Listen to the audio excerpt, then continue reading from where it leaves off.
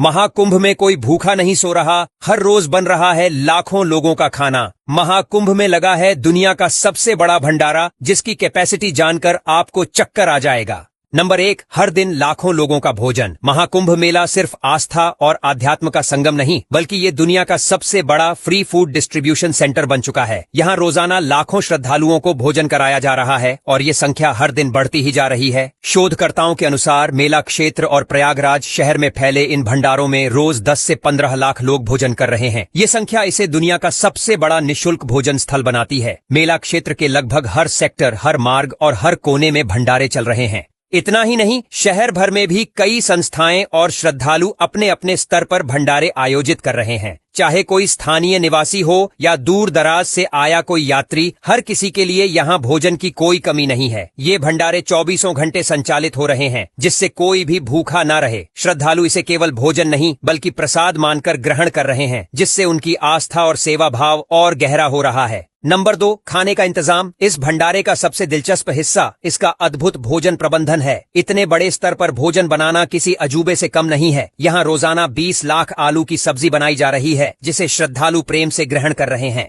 इसके अलावा 50 कुंतल चावल की खीर हर दिन तैयार की जा रही है, जो श्रद्धालुओं के लिए मिठास का प्रतीक बनी हुई है। भोजन सिर्फ यहीं तक सीमित नहीं है, बल्कि इसमें कई ट्रेडिशनल डिशेस भी शामिल हैं, जैसे पूड़ी, कचौड़ी, हलवा, खिचड़ी, चावल और कढ़ी।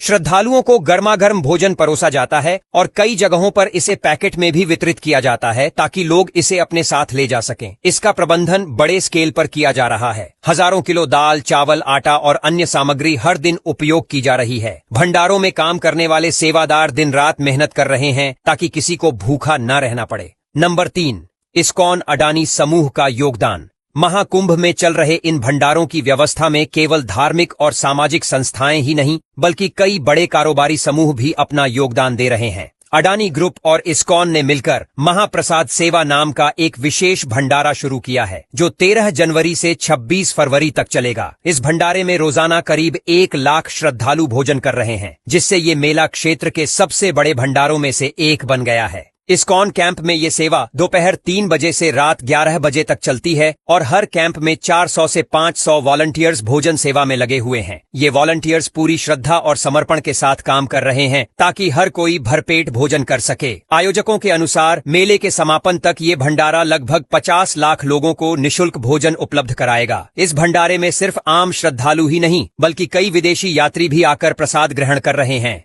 नंबर 4, पूरे प्रयागराज में भंडारे। महाकुंभ मेला क्षेत्र तक ही सीमित नहीं, बल्कि प्रयागराज के कई हिस्सों में भी निःशुल्क भोजन वितरण किया जा रहा है। विभिन्न धार्मिक संस्थाएं और संगठनों ने तुलाराम बाग, ओम नमः शिवाय आश्रम, अक्षय पात्र फाउंडेशन और अन्य स्थानों पर अलग अलग भंडारे लगाए हैं। खास मौकों पर, जैसे पौष पूर्णिमा, मकर संक्रांति और मौनी अमावस्या, शहर के हर चौराहे, हर गली और हर मंदिर के पास श्रद्धालुओं के लिए विशेष भंडारे आयोजित किए गए। हजारों लोग यहाँ प्रसाद ग्रहण कर रहे हैं और इसे एक आध्यात्मिक अनुभव के रूप में देख रहे हैं। इसके अलावा कई भक्तों और व्यापारिक संगठनों ने मोबाइल भंडारों की भी शुरुआत की है। इनमें भोजन के पैकेट्स तैयार करके जरूरतमंदों को वितरित किए जा रहे हैं, जिससे वे कहीं भी रहते हुए भोजन पा सकें। इस तरह प्रयागराज शहर सेवा और भाईचारे का जीता जागता उदाहरण बन चुका है, जहाँ कोई भी भूखा नहीं सो रहा। नंबर 5, भक्ति और टेक्नोलॉजी का मेल। इस बार महाकुंभ में भक्तों ने टेक्नोलॉजी का भी शानदार इस्तेमाल किया है। आधुनिक युग के युवाओं ने एक ऑनलाइन ग्रुप बनाया है, जिसमें श्रद्धालु एक दूसरे को जानकारी देते हैं कि कौन से भंडारे में कौन सी डिश परोसी जा रही है। अब भक्तों को लंबी कतारों में खड़े होकर मेन्यू देखने की जरूरत नहीं पड़ती। ऑनलाइन ग्रुप्स में अपडेट मिल जाता है कि कहाँ खीर, कहाँ पुड़ी कचौरियां और कहाँ देसी घी का हलवा मिल रहा है। इससे श्रद्धालुओं का समय बचता है और वे आसानी से अपने पसंदीदा भंडारे तक पहुंच सकते हैं। भक्तों का ये डिजिटल इनोवेशन दर्शाता है कि महाकुंभ सिर्फ आस्था का संगम नहीं, बल्कि टेक्नोलॉजी और आध्यात्मिकता का भी मेल है।